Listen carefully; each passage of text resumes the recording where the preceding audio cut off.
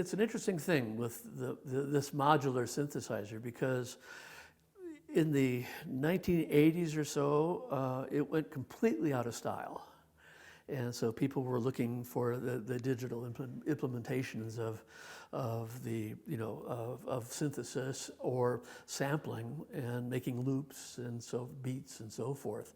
So the instrument, it's a little bit like vinyl went out also, right? And I guess what comes around or goes around comes around, they say. So as vinyl is back, the analog synthesis is back also. The value of it is that, first of all, as a teaching tool, it's really good because it allows physical hands-on manipulation of paths, of the signal paths and so forth.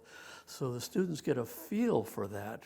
When they go to their digital instruments, which of course are behind the screen, they have an idea of what's going on and can use it much more effectively. So as a teaching tool, that's really the sort of the basic use for it.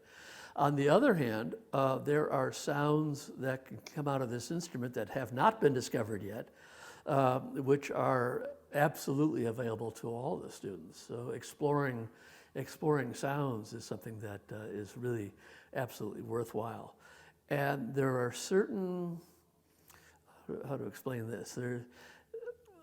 There are certain types of sounds. The overall the overall sort of audio quality of it is can be much richer than your digital instruments can be.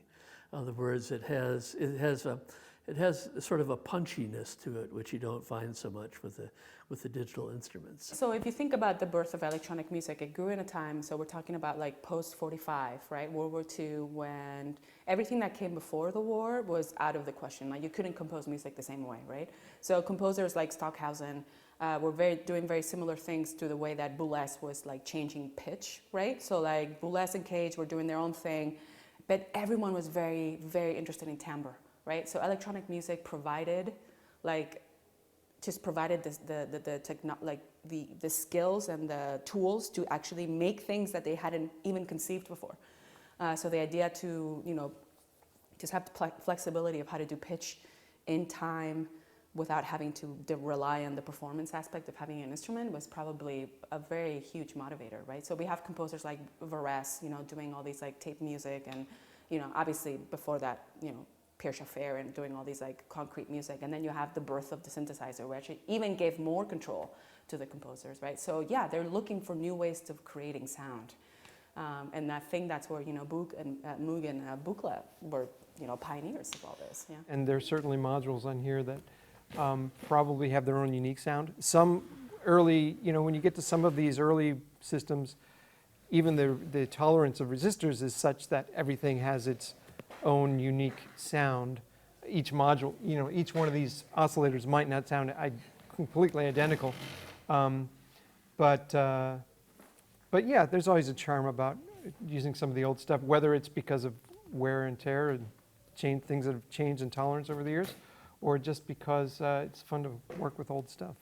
Buchla is an instrument designer, but his instrument opens up a whole new world of music composition, because the techniques that are available when you start to relate to music through this machine it's a new language of composition. So there's a lot of impact of the concepts of electronic music in modern composition. You have people like Philip Glass, who are playing in repeated patterns. Those derive from sequencers. That's a very electronic type of notion. The spatial movement of sound makes sense in electronic music. It doesn't necessarily make sense in acoustic music. You don't want to sit there and have your flute moving all around. But in electronic music, it's essential that the space be controlled.